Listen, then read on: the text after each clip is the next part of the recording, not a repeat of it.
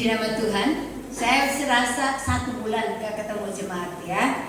Serasa sebulan. Padahal saya itu masih betah banget di sana gitu ya. Tapi kemarin pulang buru-buru itu karena rencana Hesti itu mau bikin visa.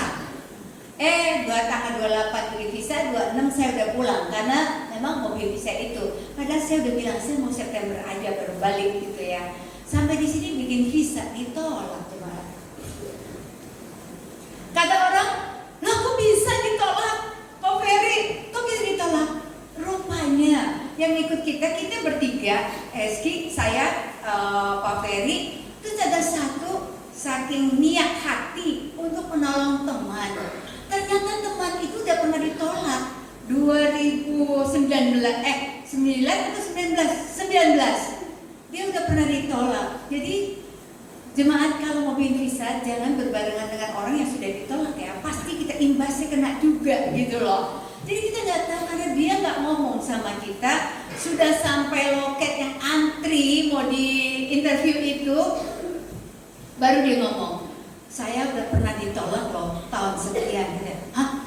Karena saya tidak pengalaman apply visa ke Amerika gitu ya. Jadi kita pikir ya oke aja gitu ya. Begitu kita maju, yang dia lihat cuma ibu itu doang, yang ditanya cuma ibu itu doang gitu ya. "Kamu udah pernah ditolak tahun itu, kamu mau ngapain di sana?" Ditanya, "Terus sekarang ini kamu sama siapa? Kok sama keluarganya ini? Apa hubunganmu dengan keluarga ini?" Kata gitu kan. Lah dia ngakunya dia pegawai.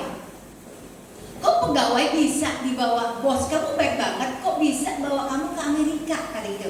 "Oh, saya dapat reward," gitu ya. Nah, orang bule lagi kamu ngomong reward, dia nggak ngerti. Dia bilang gini, "Kok aneh ya? Kok ada reward? Apa hubungannya dengan kalian apply visa?" Itu loh, langsung dari situ kita udah chaos, kata orang gitu ya. Kita udah diem gitu ya. Dia nggak nanya kita sama sekali. Akhirnya dia keluarin. Memang sebelumnya itu dibilang, kalau kertas merah kita dikasih kertas pink, udah alamatnya ditolak. Kalau kita diterima kita dikasih kertas putih gitu ya. Akhirnya kita dikasih kertas pink lah ya.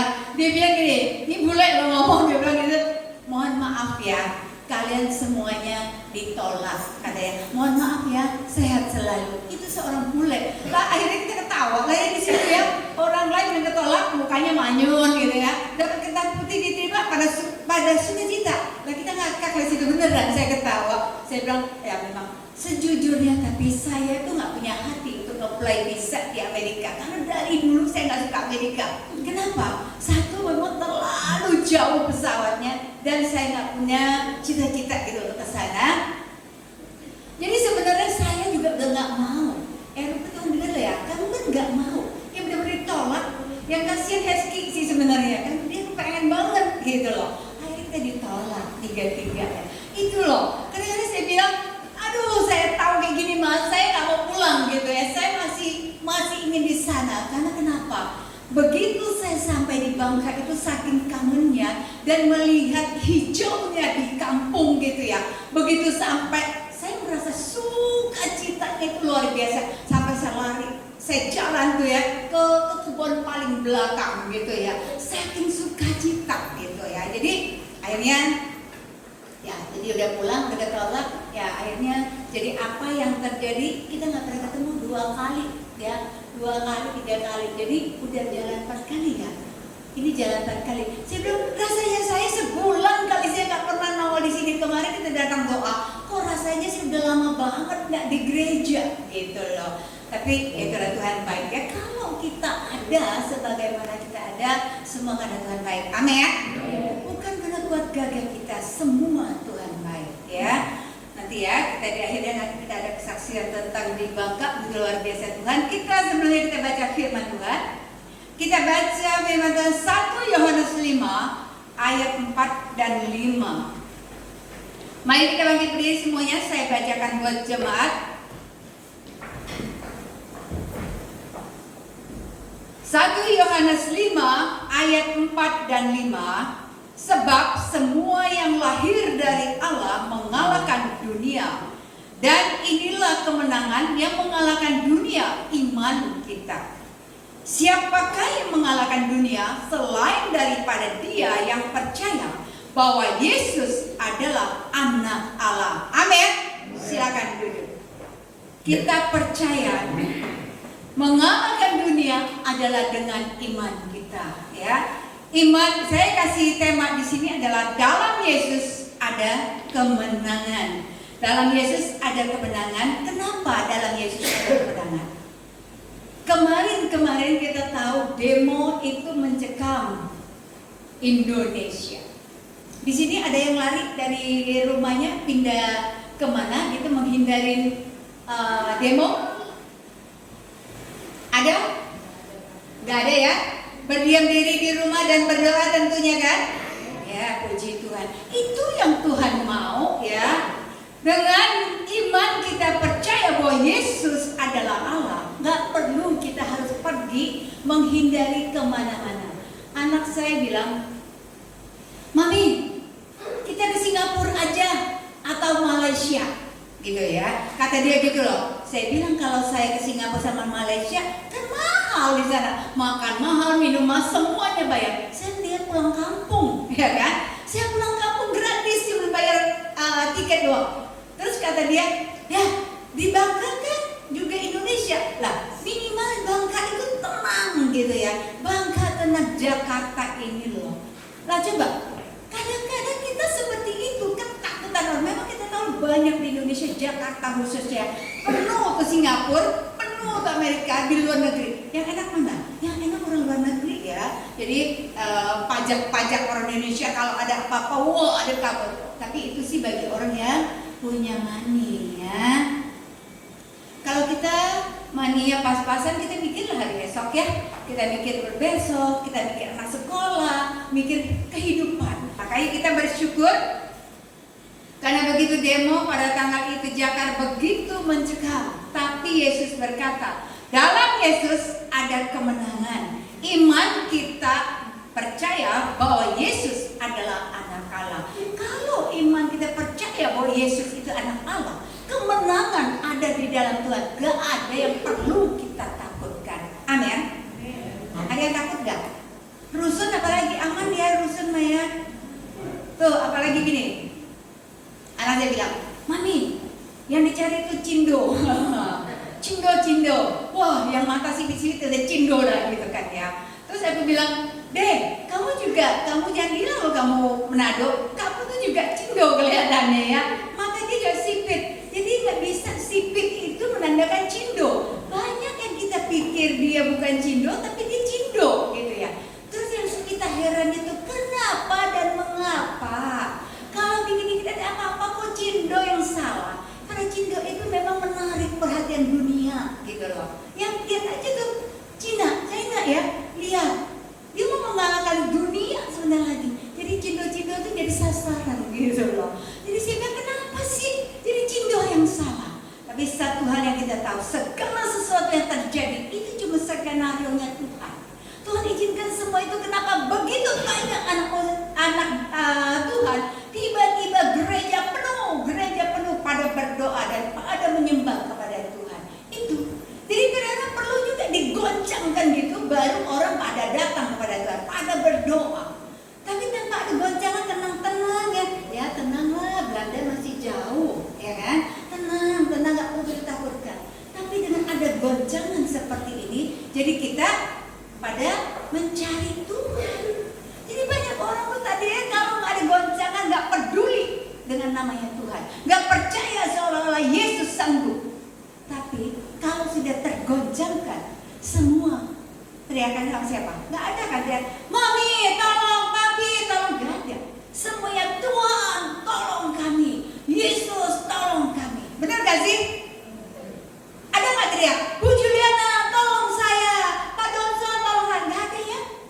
Termasuk anakmu juga nggak ngomong kan gitu ya, Mama tolong dong kita, enggak. Tapi yang kita teriak adalah Tuhan Yesus, ya. Karena dalam nama Tuhan ada kemenangan.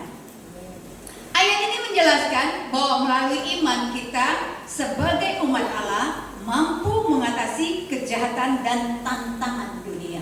Inilah dunia ya, akhirnya gara-gara Jakarta, gara-gara Indonesia, dunia semua memantau Indonesia ya. Semua mata melihat Indonesia. Yang bodohnya itu Indonesia itu kadang-kadang gitu ya. Kamu mau perangnya sama siapa, tapi bakar yang kamu bakarkan fasilitas umum. Itu bodoh nggak sih? Sangatlah bodoh gitu ya. Tapi kalau iblis sudah menunggang, mereka nggak merasa mereka bodoh, mereka merasa mereka pintar. Ya, tapi kita harus sadar kalau Tuhan di dalam kita nggak ada yang perlu kita takutkan. Mazmur 20, terkadang kita pakai kekuatan kita. Wah, pakai kuda perang, ya. Kuda menjadi siapa? Kita lihatin Mazmur 20 ayat 8. Mazmur 20 ayat 8, kita baca. Orang ini memegahkan kereta dan orang itu memegahkan kuda, tetapi kita bermegah dalam nama Tuhan Yesus kita. Kuda, orang-orang tangkas membawa kuda berperang pintar, gak ada gunanya, ya. Terkecuali hanya Tuhan yang memberikan kemenangan dan kemenangan bagi kita. Kadang-kadang manusia tuh mengandalkan itu loh, ayo lari ke sana lebih aman. Emang kita tahu aman di negara sana? Gak ada yang tahu gitu ya. Aman hanya ada di dalam Tuhan. Kemenangan sejati berasal dari Tuhan, bukan dari kekuatan manusia seperti kuda dan kereta perang.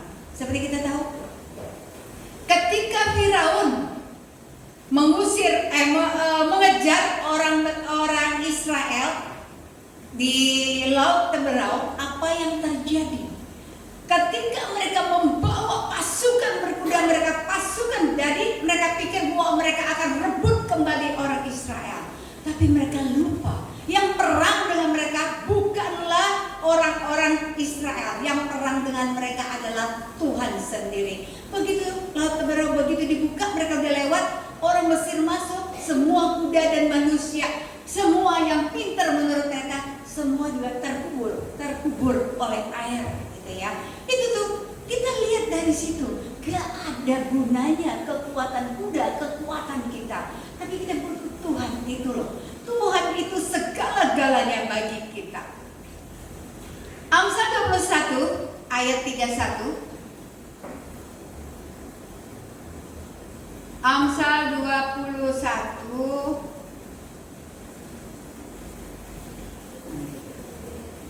ayat 31.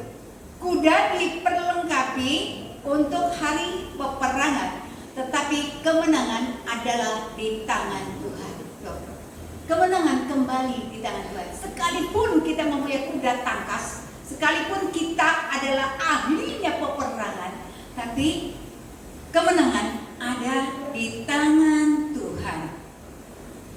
Ayat ini juga menegaskan bahwa persiapan militer manusia tidak menjamin kemenangan, karena kemenangan adalah pemberian Tuhan. Contoh kita lihat seperti Daud,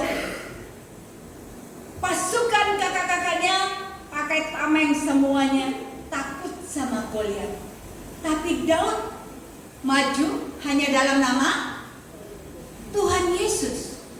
Seorang Goliat yang raksasa yang ditakutin orang tumbang karena dalam nama Tuhan Yesus. Ya.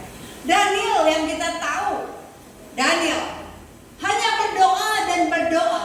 Ketika Daniel dimasukin di gua singa, apa yang terjadi? Singanya menutup mulutnya. Daniel biasa-biasa aja di sini. Dan kita tahu juga Sadrak, Mesak, Abednego, apa yang terjadi?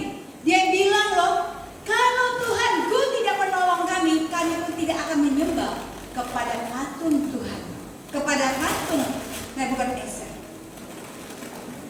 Itu kita boleh lihat bahwa Yesus begitu dahsyat, bahwa Yesus begitu luar biasa. Apa yang perlu kita takutkan? Kita tidak perlu takut karena Yesus kita itu membawa kemenangan buat kita, ya. Seperti kemarin, ketika saya di Bangka, saya disuruh khotbah pertengahan minggu. Bu Lili, ini khotbah di pertengahan minggu ini karena yang punya rumah ngadain komsel itu orangnya cung-cung cep. Sudah tahu ya cung-cung cep ya? Orangnya tuh cung-cung cep. Waduh, saya bilang itu oke, siap. Saya bilang gitu kan, siap. Terus begitu kita pergi, turun dari mobil, yang pertama kali saya lihat adalah cung-cung-cepnya sembayangannya ada di temboknya itu loh. Wow, saya bilang, waduh, ini katanya, maksudnya komsel. Berarti komsel itu dia ini udah terima Yesus loh harusnya ya. Tapi kok ada sembayangan di situ? Wah, saya bilang gini, Tuhan, tolong saya Tuhan. Pokoknya saya itu paling benci yang namanya sembayangan seperti itu ya. Aku nggak suka ngeliatin itu Tuhan, nggak suka. Saya disuruh duduk depan, saya duduk di belakangnya. Karena saya nggak mau berdekatan dengan temboknya itu. Beneran, saya ngeliatin aja benci loh. Saya ngeliatin itu sebel banget gitu ya. Akhirnya saya sudah khotbah, jadi tengah-tengah saya khotbah itu saya tunjukin beneran. Saya bilang kita kalau terima Yesus jangan separuh-separuh. Terima Yesus itu sepenuh hati. Kenapa masih ada ini? Ini nih cung-cung ini ngapain di sini? Ketawa. Mereka malah ketawa gitu ya. Karena saya tunjuk beneran gitu ya. Saya ngapain ada di sini? Katanya sudah anak Tuhan, tapi kenapa ada di sini? Saya tanya dong ya. Ini artinya apa? Oh, kata dia, ini itu untuk jaga-jaga. Jaga-jaga. Saya bilang jaga-jaga. Sebentar lagi juga ditendang aja copot. Apanya yang dijaga gitu? Kuda aja nggak bisa berjaga-jaga menjaga. Kelihayan semua mereka yang berkuda jaga perang aja nggak bisa. Yang bisa hanya Yesus, Tuhan. Lah apalagi yang ada di tembok ini nggak ada gunanya. Beneran. Saya ngomong itu beneran. Saya percaya banget itu bukan saya ya. Karena saya ngomong itu beneran saya tunjukin ya. Saya bilang kalau saya yang di hal-hal gini nih udah nggak ada. Kalau saya tuh yang namanya nggak apa-apa lah, pelan-pelan. Nanti kalau dia udah bertobat sungguh-sungguh barulah kita bongkar atau kita bakar. Kalau saya nggak ada kompromi dengan hal-hal yang seperti ini ya. Saya tuh benci banget. Kalau saya cenderung saya bilang dasar kalau patung nipu saya gitu ya. Jangan pernah kamu dekat-dekat saya. Jangan pernah kamu nunjukin mukamu kepada saya gitu. Itu saya. Terus setelah saya kata-katain begitu, saya bilang sama yang punya rumah, kok kalau memang mau terima Yesus, terima sepenuhnya. Jangan kamu andalkan ini lagi. Kalau bertobatlah sungguh-sungguh, jangan ada lagi. Oh itu nggak apa-apa lah, dia juga akan ngebantu. Yesus kita berdoa, terus itu ngebantu kita gitu ya, jaga-jaga. Lah apa, nggak ada artinya gitu ya. Saya bilang saya saksikan bagaimana hidup saya dulu waktu saya masih cum-cum-cum.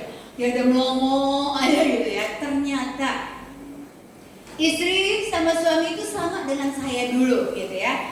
Suaminya masih cum-cum-cum, istrinya itu sudah Kristen dari kecil, nikah dengan dia. Jadi masuklah dia di rumah itu yang ada masih cum-cum-cupnya itu. Saya bilang, kamu ngerasain apa setelah kamu masuk di rumah ini? Sempat kaget sih katanya gitu kan. Sempat kaget, ngerasain itu seperti ada sesuatu yang kurang. Nah itu tadi, kalau saya dulu saya bilang ya, suami saya kenal Yesus tapi saya nggak kenal Yesus. Saya nikah, dia ikut saya. Jadi apa yang saya alami 4,5 tahun, saya hampir 5 tahun, saya itu hidup bagaikan neraka di dunia. Iya ya, kata dia seperti itu gitu ya.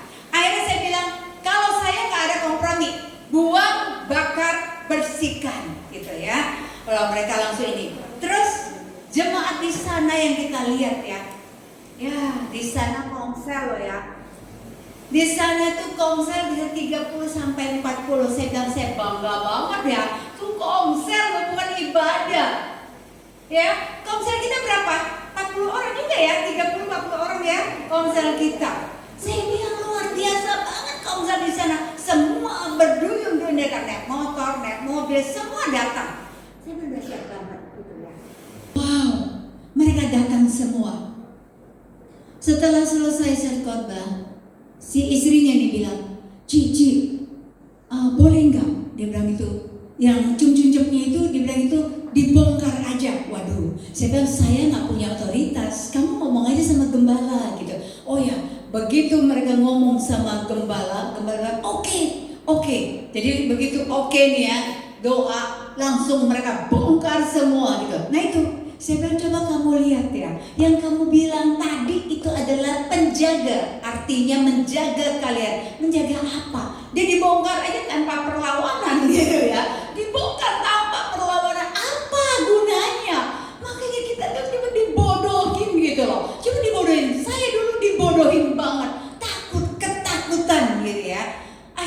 dibongkar semuanya, dibakar lah ya. Dibakar beneran ya. Saya udah kasih jemaat juga lihat ya. Itu dibakar. Setelah dibakar saya bilang Dek, karena orang mereka ini kayaknya kalau sama minyak urapan mereka kayaknya enggak gitu ya. Jadi enggak ada. Saya bilang ada minyak urapan enggak bawa. Yuk urapin semua rumahnya itu. Terus akhirnya diurapilah terutama tempat yang dia taruh tadi gitu ya. Setelah diurapi masuk ke dalam, rupanya masih ada satu ruangan yang tidak ditunjukin kepada kita yang ngurapin gitu ya. Jadi kita pikir karena yang punya rumah nggak diikutin, dipersilakan aja masuk. Jadi gembala di sana yang masuk ini akhirnya ada di atasnya rupanya belum terurapi gitu kan ya. Akhirnya kita tanya dong malam itu setelah dibakar kamu ngerasain apa? Dia bilang gitu, ada nggak rasa apa? Biasa kan kayak gitu-gitu itu iblis itu memang dia bertingkah gitu untuk menakuti kita gitu ya. Dia bilang ada di atas ketika dan di atas apa? Saya bilang gitu ya. Saya tanyakan apa yang kamu lihat? Seolah-olah ada yang mendelik saya, seolah-olah yang ada yang mau melototin saya. Nah itu iblis. Karena kenapa? Terutama memang buat saya. Iblis yang gak suka. Karena kan saya yang membongkar dia. Karena saya yang membongkar dia sehingga yang punya rumah tadi walaupun dia pergi ibadah tapi itu tetap ada. Gitu loh, ada kan? Tapi begitu saya korban itu lantas dibakar. Iblis suka gak? Iblis gak suka. Sampai kita tuh ya, saya bilang iya ya, kita lupa juga berdoa. Tuhan pagarkan keluarga kita yang ada di Jakarta dimanapun jangan sampai terusik gitu ya. Akhirnya begitu satu hari setelah itu si suami saya bilang gini, "Mih, jantung aku sebelah kiri ini sakit." Dia fotoin lah itu rumah sakit di ruang pemeriksaan jantung. Waduh, kenapa gitu kan? Sakit kata gitu, sakit. Wah kita udah berdoa lah ya. Terus saya masih di Bangka. Cuma Tuhan tolong jangan sampai ada apa-apa. Setelah dia selesai, saya bilang kenapa? Puji Tuhan gak ada apa-apa. Katanya mungkin masuk angin atau mungkin kecapean. Sampai saya tuh beli obat angin dari Bangka, bawa pulang di sini, kasih itu. Nah terus si D anaknya jatuh dari motor, ya kan? Jatuh dari motor itu. Jadi makanya kemenangan di dalam Tuhan sekalipun dia coba mengusik keluarga kita, tapi kita tetap menang. Amin. Jadi jangan mau kita, wah udah sakit nih, udah sakit. Ya gara-gara aku pelayanan sih, jadi aku jadi sakit, anakku jadi begini-begini. Enggak ada.